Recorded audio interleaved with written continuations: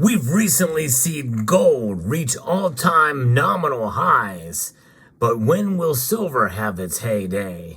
Well, it's going to look a lot different than gold when it does, but I believe it could be this year. As I'm sticking with my prediction, I'm going to be talking about two things that have got to happen before we see that occur. And what will this bull run look like? We'll talk about it all as we explore.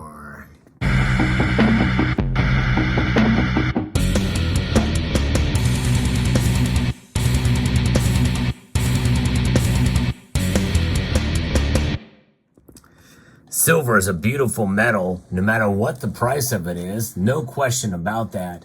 I enjoy holding silver, and a lot of the silver that you see here I bought when it was a whole lot cheaper than it is now.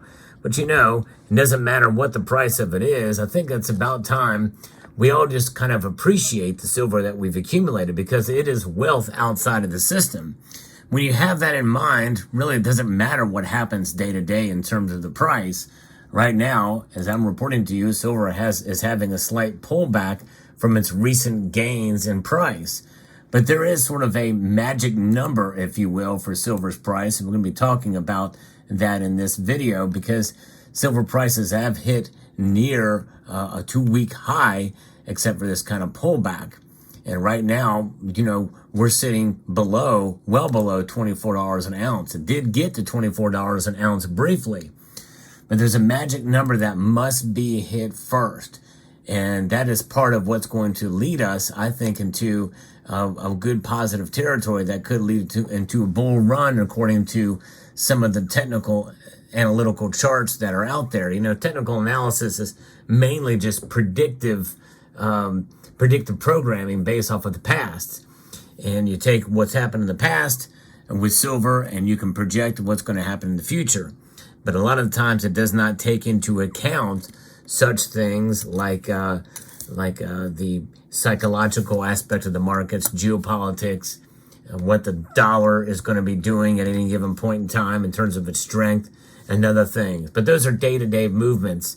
But usually some of these things do work, and that's why a lot of people study and get into technical analysis. But they have a magic number. And that magic number is $24.50. And it's got to get there. And this is what they're saying before we start to see a bull run. And so you have $22 as the solid floor. That's the solid support for this metal. And likely most people think that we're not going to see it fall below that this year, at least the way things are going. It's a massive floor, and you got a situation where you're just kind of buying the dips. You don't waste your time to short the market to that. But if there's a break above $24.50, then the likelihood of a move to 26 is very real based off of the patterns. And it is pattern analysis what it boils down to. Silver will pay attention to interest rates. It will pay attention to the U.S. dollar and risk appetite in general. And we know that it's an industrial metal. So we have to have all those factors that come into place, as I've talked about on this channel many different times. It can have a major influence on what happens in this market, and it does make it a little bit different than trading with gold. However, we have seen silver trade along with gold and outperform it in this latest kind of in this not bull run, but in this latest run up on silver's price. We have seen it follow and outperform gold. And that is something that very well could continue once we hit that $24.50 mark. But that may mean gold climbing more. And it may even mean a widening ratio. So that's the second thing. And that's the second thing that must happen before we have a bull run. Once we hit 24.50, then it will likely move based off of the patterns. But what is going to catapult it? It is going to be what the Fed does. And I've been watching the probability statistics over at the Fed Watch tool as of what's going to be happening. And right now, there's solidification that in the next meeting at the 20th of this month in March, that there will be no rate hikes. There's a 96% chance that they're going to keep rates the same. And that's it. Only a 4% chance that they're going to lower rates. It's just not going to happen. Now in May, it is shifting a little bit here. But a vast majority still think that it's going to remain the same. About 75% think that it's going to remain the same. No rate hikes or cuts. They're paused. They're going to continue in pause mode. But 23.9% say they're going to lower rates by a quarter of a percentage point then. What will happen? Who knows? As more people start to feel differently as we get closer. And that's what the sentiment is now. That's what led to this bull run, is that they may cut rates sooner, like in June. This is where things start to change. The dynamic is shifting, where a majority feel they're going to cut rates by at least a quarter percentage point. Only 32% feel that in June they're going to do it. And that's a little bit of a shift. We're seeing a solidification of 53.3% say they're going to lower rates by a quarter of a percentage point, with 14.1% saying they're going to cut a full half a point. Unlikely to happen. I still fall in the camp that in July they're going to do it. In July, I'm only part of a 12.5% minority who feel that it's going to remain the same, or actually I'm part of a 40.4% minority who think they're going to lower it by half a percentage point. 38% say a full half point, and 8.8% say a full point. So it'll be very interesting. It'll be very interesting indeed to see what happens as we march through. But I think it's going to take 2 consecutive meetings of rate cuts before we see silver really break out and solidify and be catapulted past that $24.50 mark. $24.50 may not seem that far away in terms of the numbers, but look at what silver's been doing over the past couple of weeks and months here. It has been kind of all over the place, but nowhere really near $24 an ounce.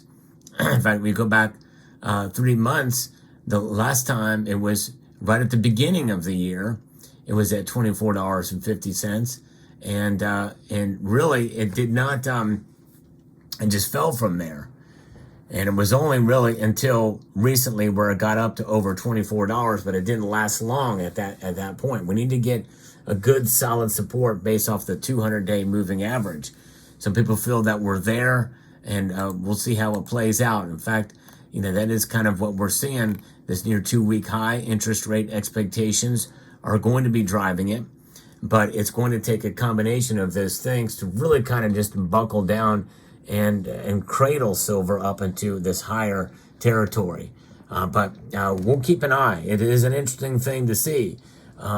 Silver, you have to be very careful. It's a volatile metal, but that volatility can disappoint us when the prices get moved back down again. We can get very excited when we see a couple of days of a solid move of 2-3% per day, but that only lasts for so long. It's before it comes back and bites us when it dips right back down to where it was, or maybe even a little bit lower. We take 2 steps forward and sometimes 3 steps back, sometimes 1 step back. But so far for this year, it has kept us above $22, save for a very brief amount of time when it fell to $21.70 some odd cents. But I think that was an anomaly, and I think now we can pretty much celebrate that we're unlikely to hit below $22 an ounce from now to the end of the year, especially when we have a lot more working for silver, especially following gold. Even though the gold to silver ratio is high, it is over 90 right now, and it may stay there through this climb up because gold is hyperbolic right now. Silver we have to be more patient about. And by the way, if you enjoyed content like this where I give you an analysis and the latest news on silver, I hope you will consider subscribing to the channel and press that like button if you find value in the content I'm providing you today. So I like to talk about silver, and I enjoy the metal. Sometimes it can frustrate us. Sometimes there's not that much excitement in it. But the metal overall in and of itself is exciting, and I think it shows some promise. What is that promise? The promise is to have wealth outside of the system. We know that no matter what the price. We know the price can only go so low. so low, that is, not solo on and of it, stand on its own, but in some sense it has declared independence from gold in many regards, hence the frustratingly high gold to silver ratio. The other thing we know is that it is a wealth preservation device over the course of many years of holding it. And you can do the numbers, but and how it's performed over the last 5, 10 years, 3, 5, 8, you can pick a number. And you can pick any number to make it look really good or make it look really bad. In the end, it's about wealth preservation for you individually, you who are buying it, utilizing a method of dollar cost averaging. I like to refer to as enhanced dollar cost averaging, where maybe you buy a little bit more when the price is lower, maybe a little less, and maybe not at all when it spikes up very high. In the end, you will preserve your wealth. But the magic of silver is that it has been around for thousands of years as a monetary metal. The magic of silver also is that it is consumed as an industrial metal, and much of it has not been recovered yet. But that does not mean it can't be, and it does not mean that there's not any more supply to fill that gap. And that's the thing we have to remember here. So when we hold it, we enjoy it, we stack it, and we celebrate it. Let me know what your thoughts are in the comment section down below. Hope you found this video informative, insightful, and educational, and slightly entertaining. I'd like to extend a multitude of gratitude to you all for taking the time to watch, and to encourage you to please rate, share, comment, and subscribe.